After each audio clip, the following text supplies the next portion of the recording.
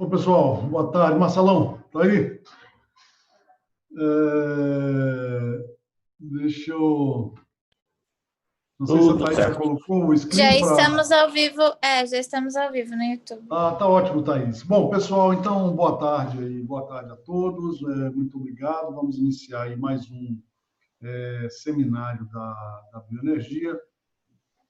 E para a gente começar esse seminário, né? Hoje a gente vai ter o Marcelo Carazoli, que eu já vou pedir a ele, né? Como eu sempre peço, que ele se apresente com detalhe, porque eu acho que o Marcelo é uma situação muito especial, ele é físico de formação, ele vai falar isso, né?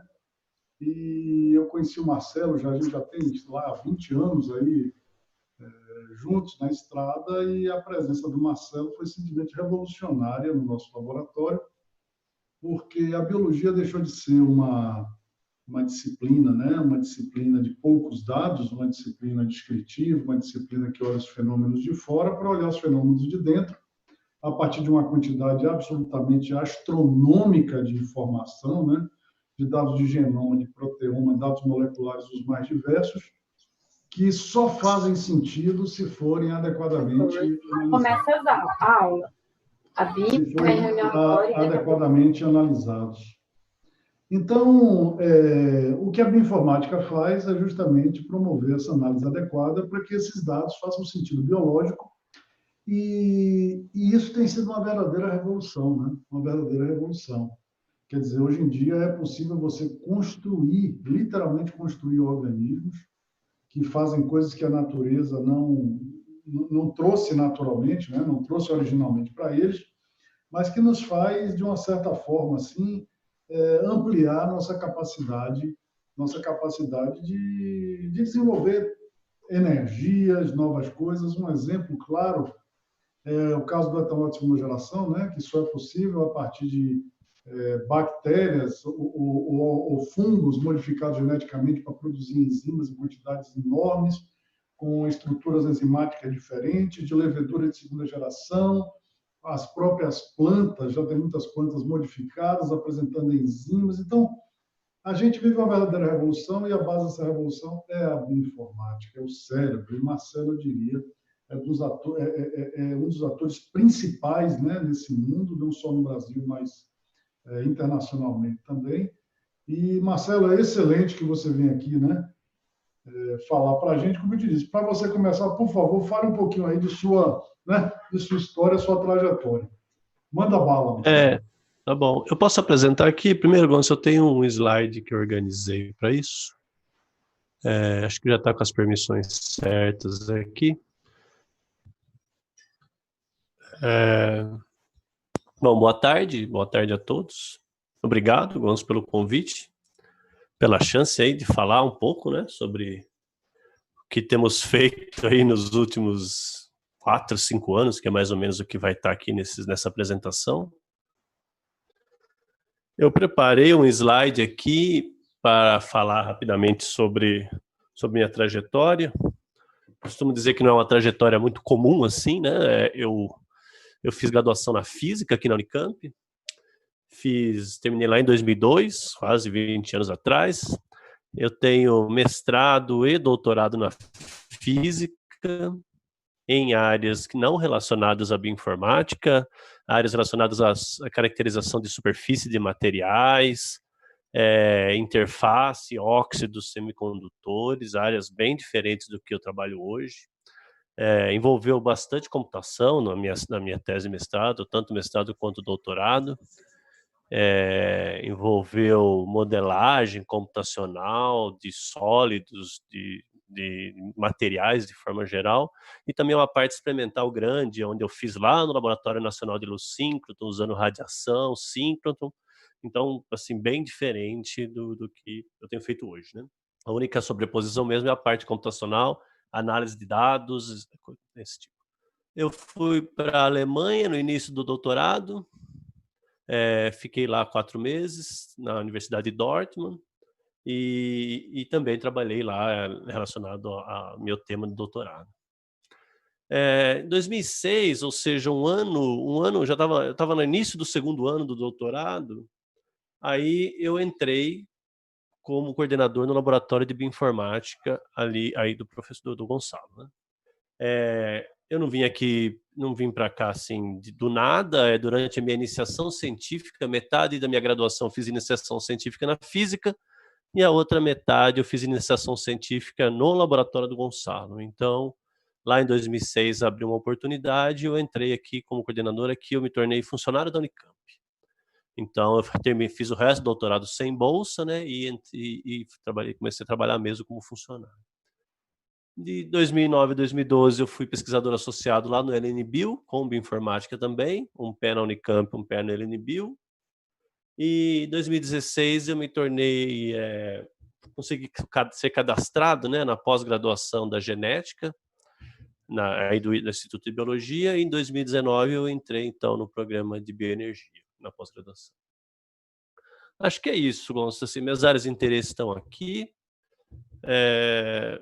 Fiquei oscilando aí por um tempo, né, entre a física e a bioinformática e a biologia, e mais lá pela metade do doutorado, aí eu realmente me dediquei totalmente à bioinformática e esse, inclusive, é o motivo disso daqui. Ó, minha tese de doutorado demorou aqui 7 anos, 8 anos para eu poder defender e é isso, tá? É um pouco desse preço que eu paguei por ter entrado no doutorado e lá metade do caminho ter decidido que o que eu queria mesmo era bioinformática.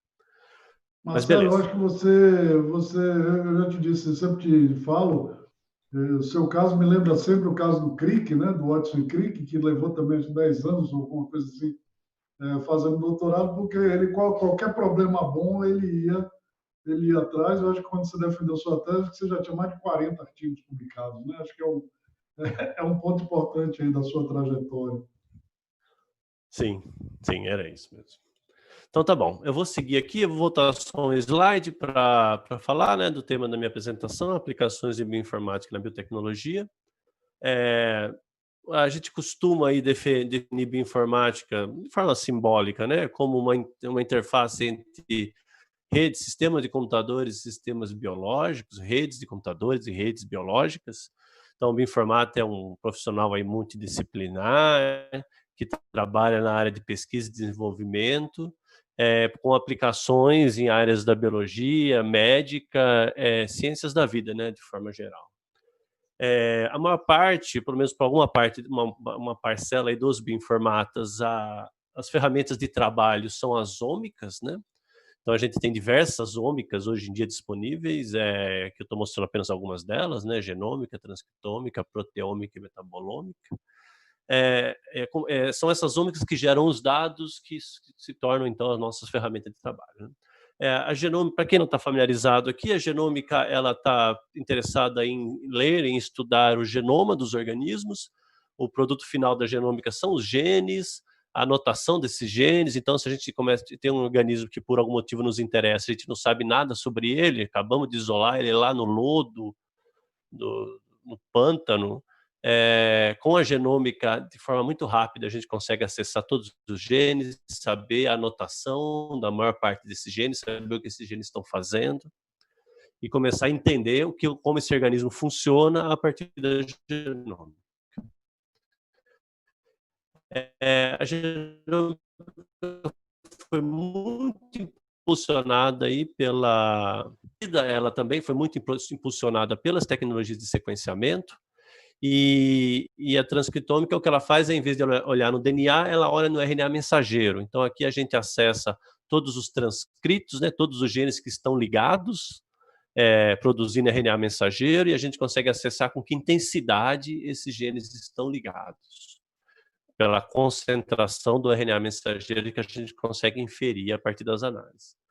A proteômica e a metabolômica é um pouco diferente. Ela está impulsionada aí pelas revoluções nas cromatografias, tanto nas cromatografias líquida e cromatografia gasosa, espectrometria de massa de forma geral, né? Então, a gente tem aqui pela proteômica, a gente consegue acessar informações de todas as proteínas, ou da maior parte das proteínas que o organismo está produzindo naquela situação de interesse, e também quantificá-las. E a mesma coisa com a metabolômica, a gente olha para os metabólitos, né? Reações enzimáticas produto e substrato e produto de alguma reação enzimática, a gente consegue acessar, então, esses metabólitos que estão presentes na célula e também quantificar.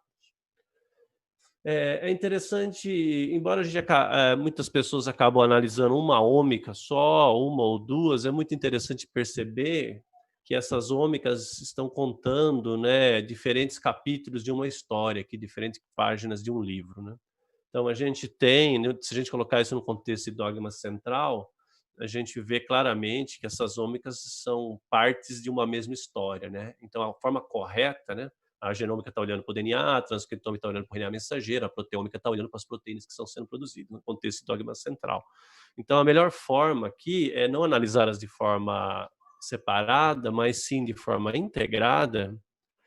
E essa integração de ômicas, né, usando dados de DNA para montar os transcritos, com o efeito de mutações no genoma em relação aos transcritos, em relação às proteínas, todas as conexões que são possíveis de serem feitas aqui, essa integração de ômicas a gente chama de biologia de sistemas. Então, é uma forma muito mais robusta de tentar entender fenótipos com base nessa enorme quantidade de dados. Além disso, a gente também consegue trabalhar bastante com modelagem computacional. Então, é possível predizer os fluxos metabólicos em todas as reações, como nesse exemplo aqui, né? Então, as diversas reações do metabolismo, e aí predizer computacionalmente o comportamento de, por exemplo, aqui eu estou olhando para a produção de glicerol, a produção de etanol, no dado experimental e no modelo teórico. Então, a gente consegue, por modelagem computacional, entender como o organismo funciona e, portanto, conseguir sugerir modificações. Esse é o ponto, né? Então, a gente consegue simular uma célula inteira funcionando no computador e, a partir dessa modelagem, isso obviamente para alguns organismos, para micro-organismos, para levedura, por exemplo, funciona muito bem, para algumas bactérias funciona muito bem. E a partir dessa modelagem, então, a gente consegue sugerir modificações genéticas de forma que o fluxo seja direcionado para algum metabólito de interesse. Aqui eu mostrei um exemplo reduzido, mas as modelagens realmente ocorrem no metabolismo como um todo, tá? Então, a gente está falando aí de milhares de reações, todas elas dentro de um modelo robusto. Um outro contexto que eu gosto muito é o conceito de sistemas biológicos industriais, onde a ideia aqui é usar toda a informação que a gente consegue da integração de ômicas, usar todo o poder que a modelagem computacional nos fornece, nos possibilita de análise, né? Usar esses dados todos, obviamente com uma ajuda muito, muito importante, fundamental, claro, da biologia sintética, né? A gente para aqui nos modelos computacionais, a gente cria ideias, mas essas ideias precisam ir para a bancada ser validada. E o que define isso como sendo biologia de sistemas industrial é que a gente está sempre mirando uma aplicação industrial lá na frente. Esse é o ponto principal. Então, a gente tem aqui compromissos de rendimento, de produtividade, que faz com que esse organismo que a gente estaria desenvolvendo tenha realmente, que seja competitivo, né, com o mercado, com a rota tradicional de produção daquela molécula, geralmente uma rota fóssil, né? Então, o desafio aqui não é simplesmente fazer um organismo produzir alguma coisa nova, mas produzir em grandes quantidades de forma que isso seja competitivo. Então, tem um desafio a mais nessa história. Então, é mais ou menos isso que a gente tem trabalhado. E é nesse nível aqui que a gente trabalha, tá? Olhando o organismo como um todo. Então, isso daqui é uma imagem de todas as reações. Isso aqui é real, isso aqui é E. coli, tá? É uma bactéria muito estudada e, portanto, a gente conhece em detalhes todas as reações, todas as enzimas, e é nesse nível, então, que a gente consegue fazer modelagem computacional e mapear os dados de genômica, de transcriptômica, só para dar uma noção mais próxima da realidade para vocês. Para encerrar essa história de que tipo de... Como, né, é uma visão um pouco mais futurista, mas isso já é uma certa forma a realidade, isso aqui é um artigo que eu vou comentar agora, é só esse slide, como que a gente consegue fazer predições, qual o poder das predições que podem ser feitas a partir de todos esses dados, de todas essas estratégias, né? O que a gente tem aqui rostos, né, de pessoas. O lado esquerdo é sempre o rosto real, uma foto, e o lado direito é uma predição desses 3 rostos. E o que é legal aqui, isso que parece um retrato falado, né? Mas, na verdade, isso aqui foi feito com base nas informações do genoma desses indivíduos. Então, isso aqui é basicamente informação que está no DNA, mais aprendizado de máquina, aí tem todo um esforço de inteligência artificial para que as redes neurais aprendam, né, com base na informação que está no genoma, e a partir, então, de 100 nanogramas de DNA, é possível montar o rosto de uma pessoa, saber a cor do olho, saber a cor da pele e chegar nesse retrato falado unicamente a partir de DNA. Então, isso aqui é simbólico, né? Ainda não está funcionando do jeito que está aqui, exatamente. Aqui teve um esforço manual grande para tentar colocar algumas coisas no lugar certo, mas ela é uma marca de o que a gente vai esperar no futuro do nosso poder de predição de fenótipos a partir de dados de genoma, tá? E aprendizado de máquina. Acho que eu gosto muito desse exemplo. Então, imagina como seria, por exemplo, a parte de resolver um crime. Você tem lá na cena de um crime DNA de várias pessoas que passaram por ali em diferentes momentos, né? Então, você poderia, a partir disso, reconstruir o rosto de todas as pessoas que estavam ali ou que passaram por ali. É mais ou menos nessa direção que vai. E agora, aqui está sendo um exemplo para genoma humano, mas a gente pode, obviamente, extrapolar tudo isso para genomas de micro-organismos, de plantas, e tentar aprender fenótipos a partir daqui, predizer fenótipos a partir daqui. E, obviamente, não tem como eu não falar da biologia sintética. A gente tem uma revolução em andamento aí, a gente consegue, com a tecnologia de CRISPR-Cas9 e outras tecnologias, manipular o genoma com uma precisão incrível. Manipular significa deletar um gene, inserir um gene de um outro organismo no genoma desse novo organismo, né? Pegar um gene de bactéria, colocar dentro de uma levedura, por exemplo, e com uma grande precisão, da cura de doenças podem ser resolvidas a partir desse tipo de tecnologia. E aqui, de novo, é simbólico, mas só para dar uma visão um pouco mais de um futuro relativamente próximo, o que a gente faz hoje, né? A gente pega um micro-organismo, por exemplo, ou uma planta, de forma geral, que a natureza já preparou ele para nós, e a gente quer melhorar. Então, a gente, de certa forma, está limitado, né, ao pacote de genes, de proteínas que aquele organismo a natureza já entregou para ele. E a partir dali a gente tenta, por manipulação genética, melhorar e por simulações. Mas o que está em andamento é a possibilidade de você construir um genoma a partir do zero. O que esses caras fizeram, e tem outras pessoas fazendo isso hoje em dia, você vem, o vermelho aqui são fragmentos de DNA. Você vem colando, né, juntando os fragmentos de DNA, formando os fragmentos azuis maiores, depois você vem juntando os fragmentos azuis maiores, formando os verdes, você junta os verdes, formando o laranja. Esse laranja é um genoma circular de uma bactéria sintético, né? Ele foi construído a partir de fragmentos pequenos. Você escolhe os genes que você quer colocar dentro desse genoma, e daí você coloca esse genoma dentro. Você pega uma bactéria viva, tira o DNA dela, coloca esse DNA lá dentro e ela se mantém viva e ela passa a expressar os genes que você disse que queria pôr aqui dentro. Então isso muda todo o conceito. A gente não vai precisar mais, a partir de um organismo que a natureza fez ele de um jeito, fazer um esforço para melhorá-lo. A gente pode, a partir do zero, escolhendo os genes que a gente quer colocar aqui, construir um genoma do zero com os genes que a gente considera importantes para aquele fenótipo e inserir isso no micro-organismo. Então, isso também é cenas dos próximos capítulos do que deve acontecer aí nos próximos anos. Tá? Isso aqui para bactéria, tem gente fazendo isso para levedura hoje em dia. O que eles fizeram aqui nesse trabalho foi o conceito de tamanho mínimo do genoma. Então, aqui eles não saíram conectando genes de outros organismos. Eles só falaram, não, quais os genes realmente, genes que já eram desse genoma dessa bactéria, quais genes que realmente ele precisa para sobreviver, qual é o número mínimo. E aí jogaram fora um monte de genes e ficaram com um conjunto mínimo e ela sobreviveu realmente. Tá? Mas a ideia é que a gente faça quimeras a partir daqui, misturas de genomas de genes de organismos diferentes. para que a gente consiga fazer a transição aí do petróleo para a biomassa dentro do contexto da biotecnologia, onde a gente quer parar de produzir esse monte de coisas que a gente produz hoje em dia via petróleo e passe a produzi-las a partir de biomassa como fonte de carbono. Tá? Esse é o futuro que a gente tem, todo mundo acho que está muito esforçado para conseguir alcançar.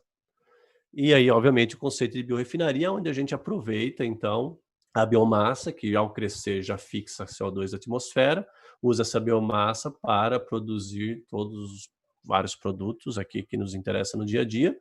Alguns desses produtos vão fixar carbono mesmo, né? E outros vão ser queimados, como no combustível, mas esse carbono volta para a atmosfera e a gente fecha o ciclo aqui. Beleza. Dentro desse conceito, então, não tem como não falar da biomassa, né? A biomassa é a nossa fonte de carbono para as rotas fermentativas. Aqui eu vou estar focando em produção de bioprodutos a partir de rotas fermentativas, produtos renováveis, né? A partir de rotas fermentativas. Então, a biomassa ela é fundamental nessa história. Se a gente der um zoom na parede celular vegetal, a gente vai ver esses polímeros de celulose, hemicelulose e lignina, que se a gente desconstruir esses polímeros nas suas menores unidades, o que a gente vai ter é um monte de glicose, que vai ser gerada a partir da desconstrução da celulose, e a partir da desconstrução da hemicelulose, um monte de glicose de novo e um monte de xilose. Então, de forma geral, o produto final da desconstrução da biomassa é majoritariamente glicose e xilose, e só que como esse processamento ele é térmico, né, envolve temperatura nesse processo, a gente tem uma penalidade aqui, que a gente tem a produção de alguns inibidores que ficam lá no meio de fermentação e os micro-organismos sofrem, então, para crescer nessas condições. Esse é mais ou menos o panorama do açúcar de segunda geração, que é o açúcar gerado a partir da desconstrução da biomassa de forma geral. E a gente daí usa esses açúcares para, através de micro-organismos geneticamente modificados ou naturais, a gente possa produzir, então, um monte dessas moléculas que são bloquinhos, né, de construção de tudo que a gente usa no dia a dia. Muitas dessas moléculas atualmente vêm de rotas petroquímicas, vêm de rotas fósseis. E, em especial, eu estou muito focado aqui na produção de etanol, mas tenho trabalhado com outras coisas também dentro desse leque de opções. Então, indo agora para um pouco mais de detalhe no conceito de... Eu falei do açúcar de segunda geração, né? E agora eu vou falar um pouco mais do etanol de segunda geração. Então, aqui a gente tem alguns desafios. O etanol de segunda geração, basicamente, é produzir etanol a partir dos açúcares gerados na segunda geração. Então, a gente tem aqui os desafios de produção de biomassas mais produtivas, que possam usar terras menos nobres, vamos dizer assim, né? Terras secas, com baixa... terras pobres, vamos dizer assim, de nutrientes, de água.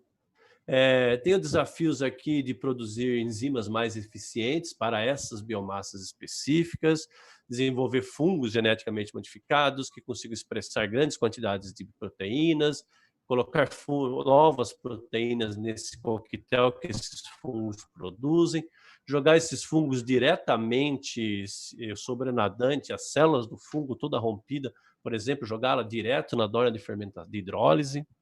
Tem na etapa para poder liberar os açúcares, tem na etapa de fermentação, aí tem desafios em ter leveduras robustas que sobrevivam a esse estresse do ambiente industrial, elas têm que resistir aos inibidores, elas têm que consumir xilose, então tem vários desafios aqui que estão elencados, inclusive, nesse review nosso.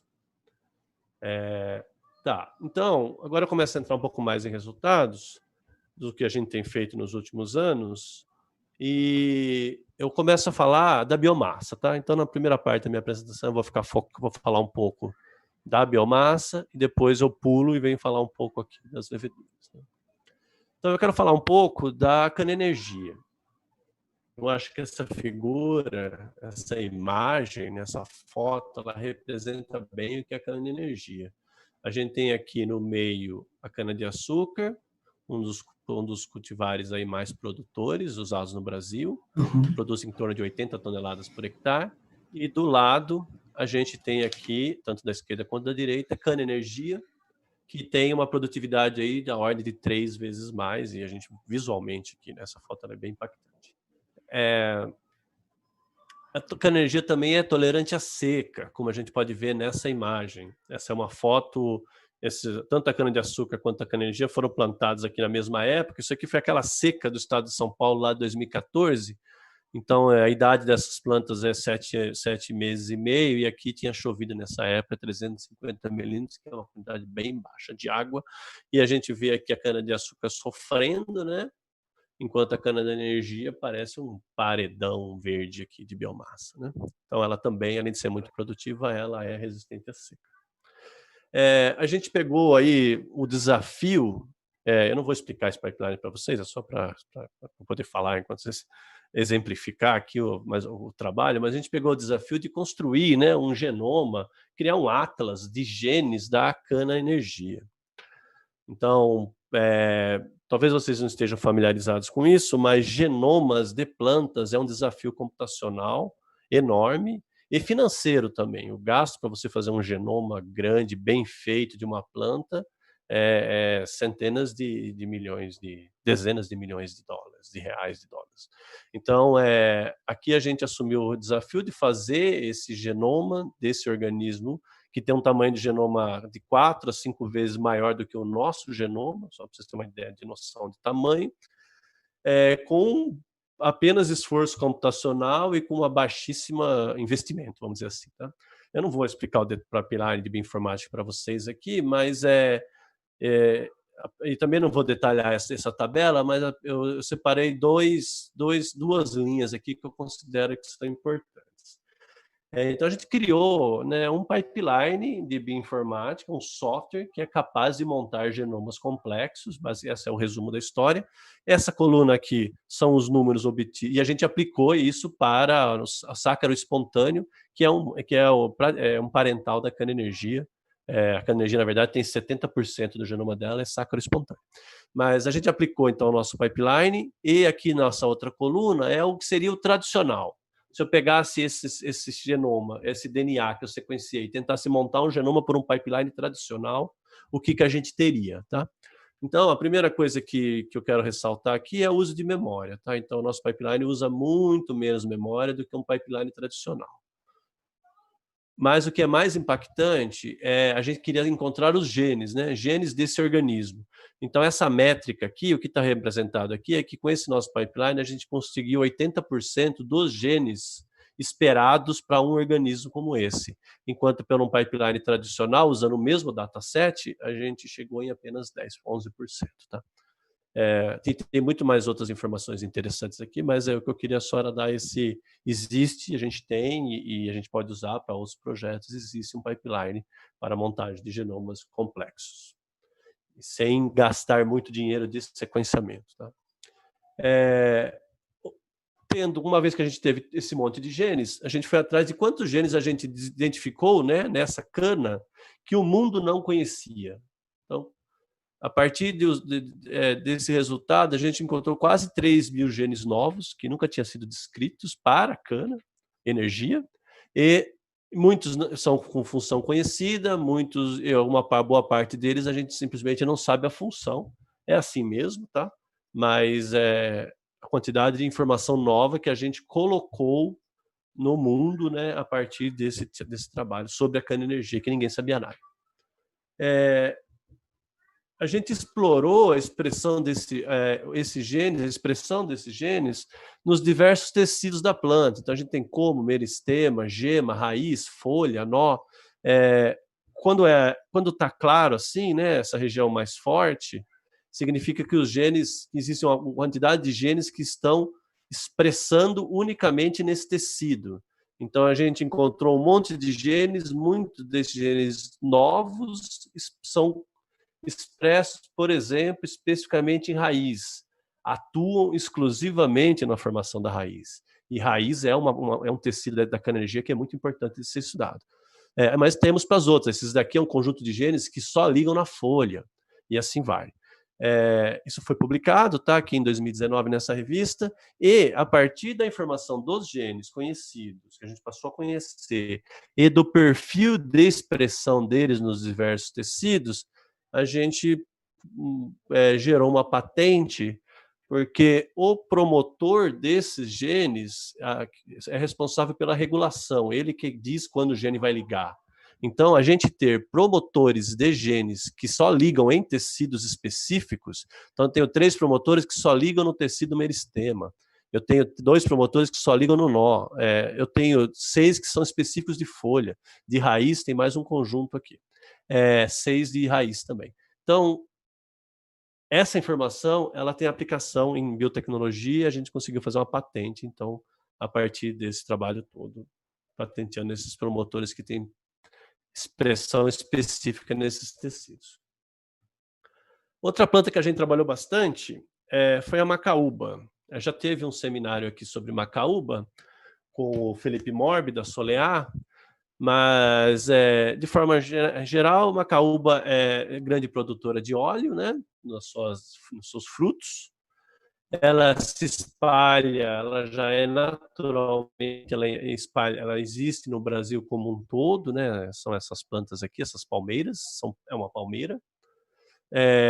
Então ela se espalha aí, ela tem representação para o Brasil como um todo. O que a gente fez aqui, de forma muito resumida, estudando todo o genoma, estudando todos os genes dessa planta, a gente encontrou marcadores genéticos, baseados aqui em microsatélites, mas marcadores genéticos. Aqui é um exemplo de aplicação dos marcadores genéticos identificados. Com esses marcadores genéticos, a gente consegue, apenas a partir do genoma, do DNA, do DNA, né? Você extrai DNA de um pedacinho da folha. Um pedacinho da folha. Extrai DNA, vai para o laboratório com esse DNA, e a partir dos marcadores genéticos, você consegue, para esse exemplo aqui, predizer de onde aquela planta tinha vindo. Então, aqui essa planta ela é de Itapira. Veja que os marcadores genéticos conseguem agrupar, a gente está estudando aqui várias plantas, né, DNA de várias plantas vindo de diferentes regiões, e a gente vê que os marcadores genéticos conseguem agrupar por regiões dessas plantas. Esse foi o exemplo de estudo de caso que a gente publicou no artigo em 2018. Mas o que eu quero chamar a atenção de vocês aqui é que o marcadores moleculares podem ser usados para programa de melhoramento. Ou seja, quanto tempo demora você pegar uma planta de macaúba, uma semente, e ela crescer, sei lá, eu não lembro mais do Felipe, mas é uma coisa como 5, 6, 7 anos, para que essa planta comece a dar frutos, e aí é que você vai saber se a produtividade dessa planta é boa, se o fruto tem um óleo de qualidade. Então você tem um investimento grande, e você espera 5 anos para poder, através da observação da planta, né, realmente, depois que ela cresceu e começou a produzir, dizer se ela é boa ou não. Com os marcadores moleculares, você pode extrair DNA de um pedacinho da semente, por exemplo, do fruto, e fazer predição do fenótipo como essa planta vai se comportar depois de 5, 6, 7 anos. Tá? Então, isso que é o legal dessa história. Então, dá para você direcionar, essa semente eu vou plantar porque os marcadores genéticos estão me dizendo que vai ser uma planta boa. Essa aqui eu nem vou plantar, vou guardar espaço para uma melhor, porque os marcadores genéticos estão dizendo que essas são boas, essas não são. Esse é mais ou menos o futuro dessa história que a gente consegue gerar por bioinformática. Tá? Fazer predição de fenótipos e direcionar qual semente vai para o campo e qual não vai. Outra planta também que a gente tem estudado são os agaves, tá? Plantas resistentes à seca, com possibilidade sendo plantadas já atualmente plantadas no sertão. Nosso sertão brasileiro produz muito agave cisalana, que são plantas produtoras de fibra de sisal. Então o Brasil é o maior produtor de fibra de sisal do mundo. A plantação está toda lá no sertão da Bahia, da Paraíba. E uma curiosidade aqui que só 4% da fibra, da folha, desculpa, é usado para produzir fibra. O resto é bagaço, né? É resíduo que fica jogado no solo. Então a gente tem um potencial de produção de biomassa numa região terra barata, numa região fácil, né? Que ninguém está usando. E o Brasil tem 10% do território nacional representado por sertão, né, por regiões de semiárido de forma geral. Aqui eu não vou entrar em detalhes sobre isso daqui, porque aqui tudo que a gente está fazendo em Agave ainda não foi publicado, tá? São tudo dados novos. Então eu falei um pouco de biomassa, né? Eu voltei para esse slide só para relembrar vocês, eu falei um pouco de biomassa e agora eu vou dar um foco aqui na produção de leveduras de forma geral, tá? Mirando no etanol de segunda geração. Então, o primeiro resultado que eu quero falar para vocês é um trabalho onde a gente prospectou leveduras industriais brasileiras, leveduras que naturalmente já teriam um fenótipo de resistirem a esses inibidores. Lembra que o processo de desconstrução da biomassa gera um monte de inibidores, que são tóxicos para as leveduras. Então, a gente procurou em várias leveduras brasileiras, aqui tem um exemplo de algumas delas, Pedra 2, CAT, BG, SA, são leveduras amplamente utilizadas nas usinas de etanol do Brasil de primeira geração. E a gente vê aqui numa concentração alta, HMF é um desses inibidores que são produzidos, né, nessa desconstrução da biomassa, e a gente vê uma levedura aqui, a SA1, que ela é fantástica, ela cresce muito mais do que as outras nessa concentração de HMF, que é alta, que já é bem mais alta, inclusive, do que a gente encontra na biomassa no hidrolisado de forma geral. Essa SA1 também se mostrou bem competitiva em outros inibidores, furfural, vanilina, e esse trabalho a gente publicou então aqui em 2019, mas a gente foi além, a gente queria saber, ficamos muito felizes, né, de ter encontrado uma levedura que já tem esse background de resistência a inibidores, mas a gente queria ir além, a gente queria tentar encontrar os genes que eram responsáveis por esse fenótipo. Então, como que se faz isso? Essa levedura ela é diploide, né? A levedura, geralmente, a maior parte das leveduras industriais são diploides. A gente esporula essas leveduras, significa que a gente vai gerar milhares de filhos a partir dela, filhos haploides. E aí, para cada um desses filhos, a gente screena ele nessa concentração elevada de HMF. Então, a gente vai ter um conjunto de filhos que não conseguiram herdar as características do parental, da cepa parental. Ou seja, eles não conseguem crescer em altas concentrações de inibidor. Mas existe um conjunto de filhos aqui muito interessantes que herdaram os genes de crescimento em altas concentrações de HMF. Se a gente olhar para a OD final aqui, a gente, para cada uma desses centenas de esporos, a gente consegue reconstruir essa distribuição aqui, que é esse histograma, onde o que a gente tem aqui é, de novo, né, um conjunto de esporos haploides, né, de filhos que crescem muito bem em altas concentrações de HMF, ou seja, eles têm ODs altas, né, ODs elevadas, aqui eu estou olhando para a OD, e eu tenho um conjunto de filhos desse outro lado que cresce muito ruim em HMF, eles têm ODs muito baixas, essas ODs que estão aqui, tá?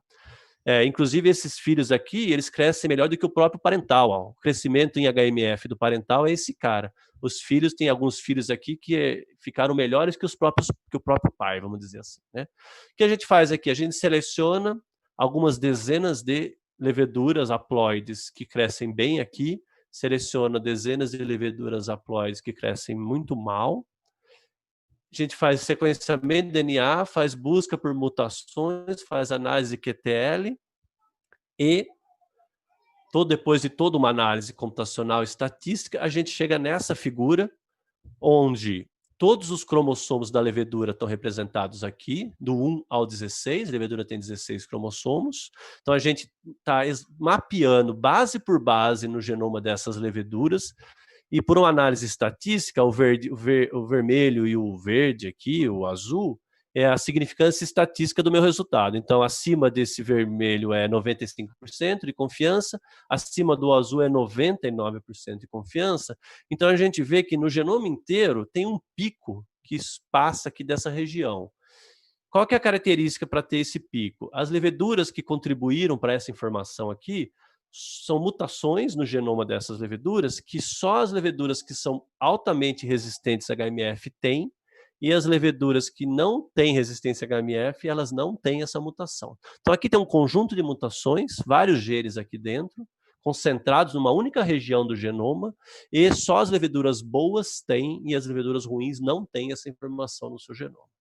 Então esse é o QTL, tá? Uma região de um genoma específico carrega uma informação quantitativa. No caso, a informação é a resistência a inibidores. Aqui eu estou dando um zoom nessa mesma região, tá? Lá estava muito espremido. Então eu peguei aqui um pedaço do cromossomo, fica no cromossomo 2 isso, tá, gente? Se vocês voltarem aqui, ó, isso aqui está lá no cromossomo 2. Então eu peguei aqui, eu dei um zoom nessa região do cromossomo 2, aqui está a linha do teste estatístico do 99% de significância, e a gente vê que é uma região grande, tem vários genes aqui dentro, aí tem todo um pipeline de tentar eliminar falsos positivos, e a gente chega no final com 4 genes candidatos. 4 genes que estão nessa região que podem ser responsáveis pelo fenótipo de resistência a inibidores. Então a gente está em fase de validação desses genes, já descartamos 3, na verdade, só falta 1 e é para ser ele, tá? Mas o experimento tem que mostrar que realmente é ele que faz isso, tá? E a gente já está trabalhando no manuscrito. Então, com esse resultado todo, a gente consegue não só encontrar uma levedura muito boa para aquele fenótipo, mas a gente consegue chegar no gene que causa o fenótipo. Então, a gente tem muito mais informação para trabalhar depois. Eu posso pegar esse gene e colocar numa outra levedura e ver se ela ganha o fenótipo, por exemplo. Tá? Avançando um pouco mais aqui, deixa eu olhar a minha hora. Beleza. A gente, além desse trabalho, né, de prospectar leveduras e genes responsáveis pela resistência a inibidores de forma geral, a gente tem trabalhado muito no desenvolvimento de leveduras para produção de etanol de segunda geração. Então, o etanol brasileiro, então a gente parte aqui do etanol de primeira geração, a gente tem 1 tonelada de cana-de-açúcar, que tem lá, né, uma parcela que é caldo de cana, bagaço e palha.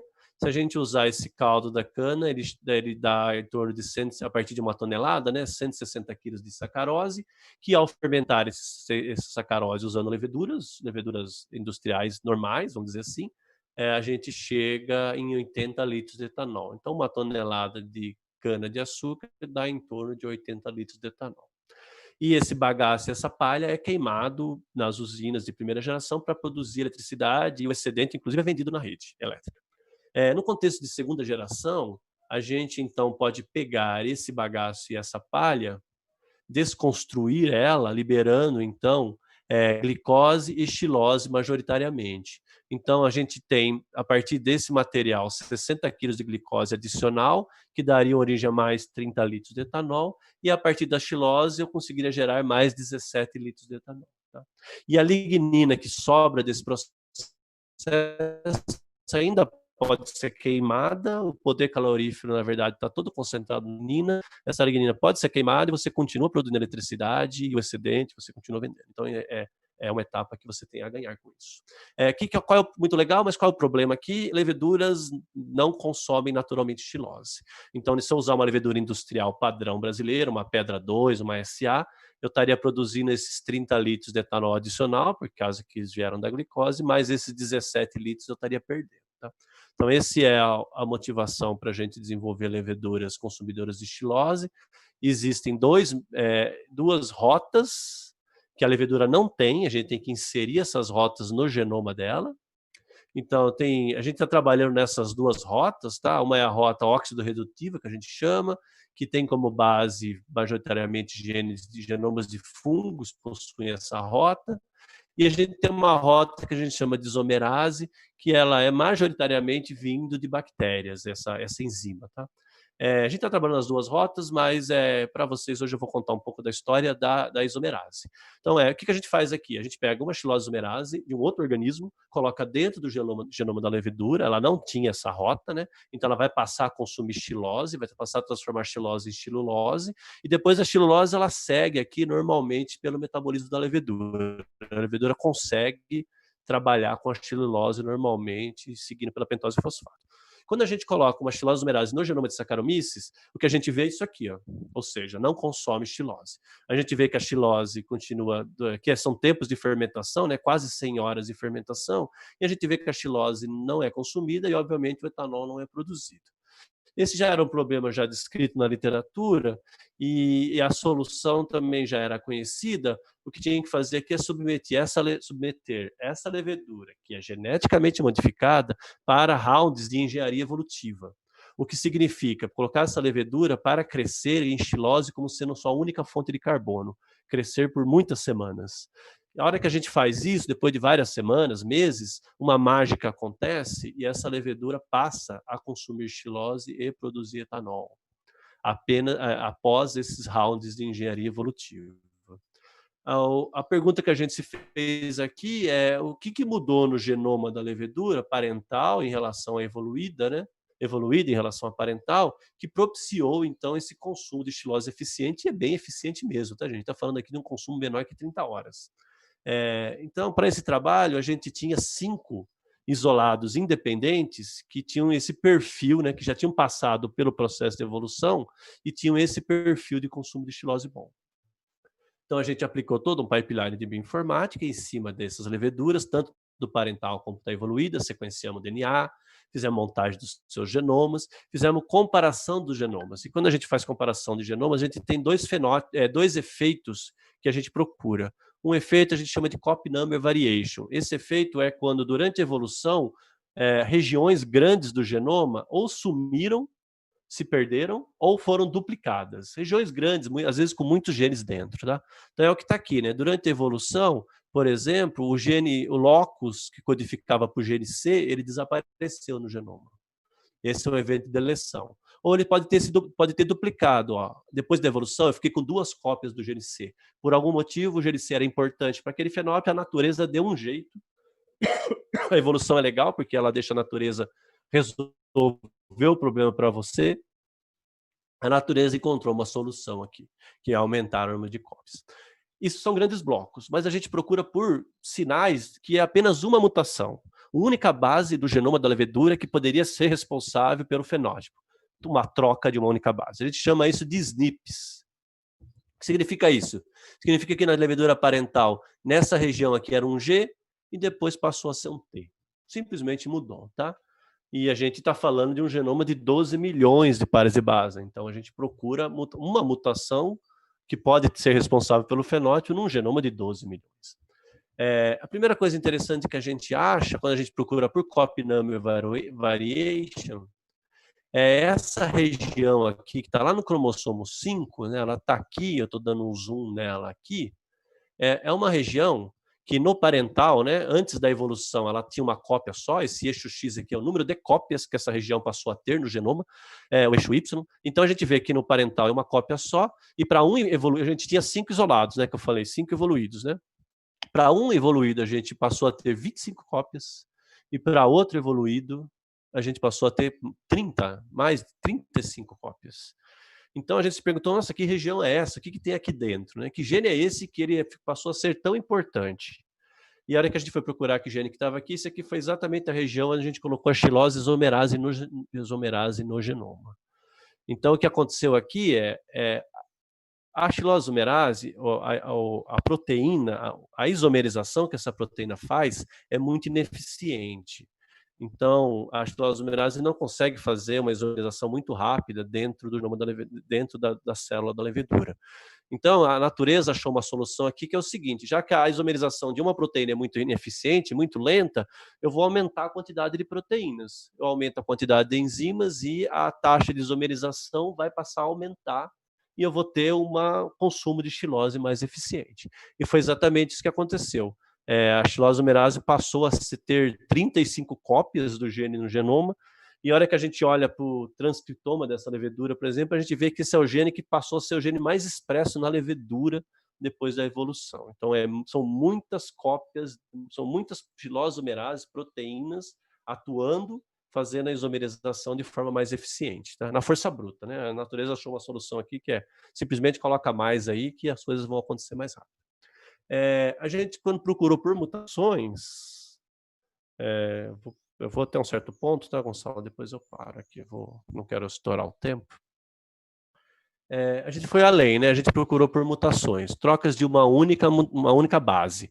Então a gente encontrou várias mutações que mais de um isolado tinha, mas tinha um especial que, quando a gente testou, ele se mostrou também ser responsável pelo consumo de xilose em levedura. Então, tem 2 eventos, aqui eu estou mostrando a levedura parental, não consumindo xilose, a levedura evoluída, consumindo xilose muito bem, e aqui a levedura depois que ela ganhou a gente induziu essa mutação no seu genoma. Então tem 2 efeitos que são responsáveis, que a gente identificou, né, como sendo importantes para o consumo de xilose e levedura: o aumento de cópias do xilose humerase e essa mutação pontual em um único gene que é responsável também por ajudar nesse fenótipo. Tá? E aqui a levedura final. Agora ela estou mostrando ela na presença de glicose e de xilose, né? Então a gente vê que ela consome glicose num tempo aqui entre 12 e 15 horas, produz etanol, que é a linha azul. A hora que a glicose está acabando, ou está em umas concentrações baixas de glicose, ela passa a consumir xilose num tempo aqui entre 21 e 24 horas, e aí toda essa glicose aqui vai para etanol também. Tá? Então esse é o estado da arte dessa levedura depois dessa evolução, e por bioinformática a gente sabe exatamente o que aconteceu, isso que é legal. Uma outra pergunta muito interessante, a gente viu então que tinha um evento de copy number variation e um evento de mutação. E a gente se pergunta, qual dos dois veio primeiro? Veio primeiro quem foi o primeiro aumentou o número de copies depois daquela mutação, ou primeiro veio a mutação e depois o número de copies? Então, para tentar responder essa pergunta, a gente fez um outro desenho experimental, colocamos a levedura para crescer em xilose também, 40 dias, isolamos a cepa A e B. Então está aqui o consumo de xilose da cepa parental. A cepa parental aqui ela já é geneticamente modificada, ela tem o gene da xilose humerase dentro do genoma, né? A cepa parental não cresce. Depois de 40 dias está aqui a performance de consumo de xilose da cepa A e B. A gente mistura A e B em concentrações iguais, bota para crescer em xilose de novo por mais 40 dias, e aqui dá origem à cepa C e D. Elas estão aqui, tá, gente? C e D são idênticas do ponto de vista de consumo, não dá nem para diferenciar. E aí depois teve um outro round, a gente juntou C e D e colocou de novo para crescer em xilose com ácido acético por mais 20 dias, que deu origem à cepa E. Então a gente consegue ver aqui, né, todo um gradiente de performance de consumo de xilose à medida que essas cepas foram evoluindo. O que a gente fez? A gente repetiu o mesmo pipeline que eu expliquei anteriormente, procuramos por copy number variation num primeiro momento. Então, olha que interessante. A gente encontrou de novo o aumento do número de cópias de xilose humerase, da ordem lá de 20, 30 cópias, do mesmo jeito que a gente tinha no experimento anterior. Só que agora, só a cepa C, D e E tinham esse aumento do número de cópias. A cepa A e B não tinha. A cepa A e B está aqui embaixo. Ó. Lembrando para vocês que A e B já consumia xilose. Tá? Então, daqui para cá, eu já conto para vocês uma parte, né? Daqui para cá, o motivo foi o aumento do número de cópias. Mas daqui para cá não foi isso. Então, eu já começo a meio que dar uma luz para vocês do que está acontecendo na ordem entre a mutação e o aumento do número de cópias, né? Bom, encontramos vários genes que todas as cepas tinham, genes que só uma tinha, tá? Mutações em vários genes, desculpa. Eu não estou dizendo os genes aqui, porque ainda não está patenteado, a gente está trabalhando nisso. E aí, eu resumo a história toda nessa filogenia. Então, essa aqui é uma análise filogenética das cepas. Então, a cepa parental está aqui, e aqui está a cepa A, B, C, D e E, e aqui eu repeti aquela figurinha só para a gente se localizar. Então, o que a gente vê? Tem uma mutação que é ancestral, anterior à coleta de A, B, C, D e E. Uma mutação inicial aqui. Aí, A tem essa mutação. B, que está aqui, tem essa mutação e mais essas duas. B está aqui. C tem essa mutação, mais essas duas, mais essas três. C está aqui. D já foi para um caminho diferente. Ó. D tem essas 3 mutações, não tem essas, mas tem essas duas. Então, tem várias coisas que foram aparecendo aqui nessa análise. O que a gente tira disso tudo? Que D se originou de B, e a diferença entre D e B, majoritariamente, é o aumento do número de cópias. Então, D tem um aumento do número de cópias, B não tem. E a gente tira que esse originou de C. Tá? E a gente tira que existe uma mutação aqui muito importante, que ela vem antes do aumento do número de cópias. Então, primeiro, respondendo a pergunta, primeiro vem a mutação e depois o aumento do número de cópias. Tá, gente? E aí eu quero falar só mais um slide e a gente encerra. Isso aqui é mais uma propaganda. a gente... Propaganda no sentido de trazer pessoas interessadas em fazer colaboração, porque eu acho que isso aqui tem perfil legal da gente trabalhar em colaboração com várias pessoas. A gente está trabalhando, iniciando no laboratório, fermentações com micro-organismos usando sistemas eletroquímicos. Qual que é a ideia aqui? Você coloca um eletrodo dentro do meio de fermentação. Esse eletrodo, por exemplo, pode ser um cátodo, um catodo, né, que estaria carregado de elétrons, e esses elétrons são passados para dentro da célula. Porque eu estou usando a levedura, mas isso serve para bactérias, isso serve para vários organismos. Esses elétrons, o micro-organismo absorve esses elétrons do eletrodo, e esses elétrons são usados no seu metabolismo. Então, a gente passa a produzir compostos mais reduzidos através da injeção desses elétrons no meio de fermentação.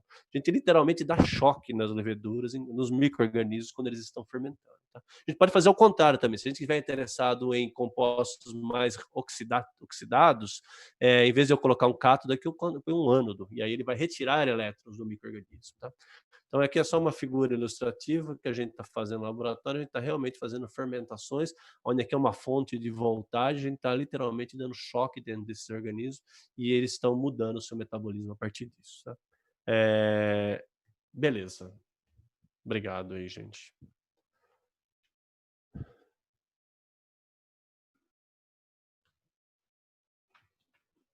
Marcelo, excelente, excelente. Bom, eu sou suspeito para falar, mas é brilhante, brilhante mesmo. O número de coisas, não é que você sumarizou nesses, sei lá, 20 anos de trabalho, tirou algumas coisas, né? Os genomas de planta, café, cacau, um monte de outras coisas também, eucalipto, em que a gente se envolveu, mas pô, muito bonito de ver, né? A bioinformática, que é a base, né? Que está no esteio de todos esses programas, como é que isso avançou. Marcelo, em relação aí à eletroquímica, né? Qual a expectativa? O que é que você acha? Bom, você olha na literatura, tem muitos trabalhos fazendo já isso em bactérias, funcionando bem. Parece bem claro, assim, que você realmente consegue induzir compostos reduzidos no metabolismo, né, aumentar a produção de compostos reduzidos dentro da célula e aumentar a produção realmente do que você está interessado. Eu estou testando aqui em levedura, focando em etanol nesse momento. Estamos ainda na fase de aprendizado, tal, mas parece ser bem promissor.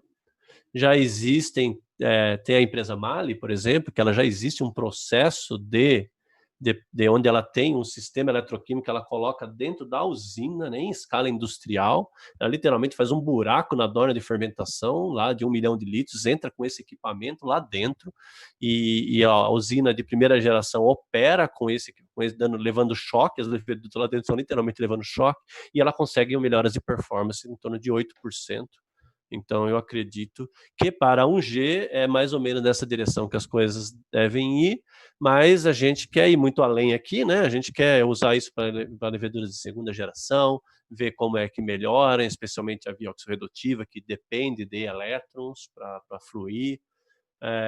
Tem um monte de outras aplicações, biogás pode ser muito privilegiado a partir disso, acho que já tem trabalhos mostrando isso em biogás, aumentando a produção de hidrogênio, compostos reduzidos, no caso o hidrogênio, né?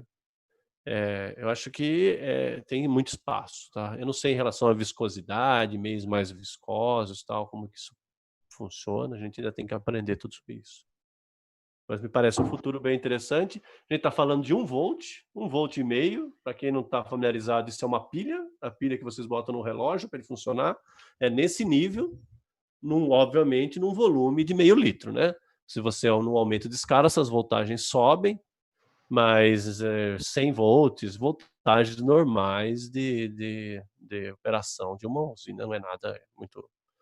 Então daria para fazer até com célula fotovoltaica, de repente, essa alimentação, caso isso seja ou com célula combustível, né? Produção de eletricidade a partir de célula combustível. O próprio etanol da usina seria ser usado. Então, tem várias possibilidades que, caso alguém esteja pensando sobre o custo disso, eu realmente não sei dizer, mas existem estratégias para minimizar esse efeito. Marcelo, eu sinceramente acho que esse é o caminho. Marcelo não comentou, mas eu acho que a gente viu esse fenômeno no laboratório. Tem o quê, Marcelo? 10 anos, talvez? O primeiro trabalho, né? Tem. Que a gente fez nisso aí. Quando a gente viu pela primeira vez, foi espantoso o mestrado lá do Pedro, e foi realmente... Aí a gente começa a pensar, e na realidade, quando a gente pensa um pouquinho, não tem nada demais, né? Antes da fotossíntese, o que deve ter existido é isso aí. Agora, o que você acabou de falar, quer dizer que você pega uma quantidade mínima de energia e transforma em biomassa. Quando você faz a conta disso aí, você vê que é altamente vantajoso, né? Altamente promissor, do ponto de vista econômico também, essa transformação, né? Transformação de energia. Marcelo, excelente, é uma aula, isso é muito bom, que está no nosso acervo, né? No nosso acervo lá da nossa página da Bioenergia, extremamente didático, importantíssimo, claro, com nível de profundidade correto, e eu acho que é uma coisa muito importante que todo mundo hoje compreenda. Quem opera com a bioinformática, obviamente, precisa de entender muito mais, mas quem não opera com a bioinformática tem que entender os princípios, e sua apresentação foi brilhante. Bom, Marcelo, muito obrigado. Pessoal, muito obrigado aí pela atenção. São 14 horas, passamos um minutinho, mas está dentro. Agradeço aí a atenção de todos, e a semana que vem, né, temos nesse mesmo horário mais um seminário da Bioenergia. Então, boa tarde a todos, viu? Até logo. Tchau, pessoal. Obrigado. Obrigado, Marcelo. Obrigado novamente. Um abraço.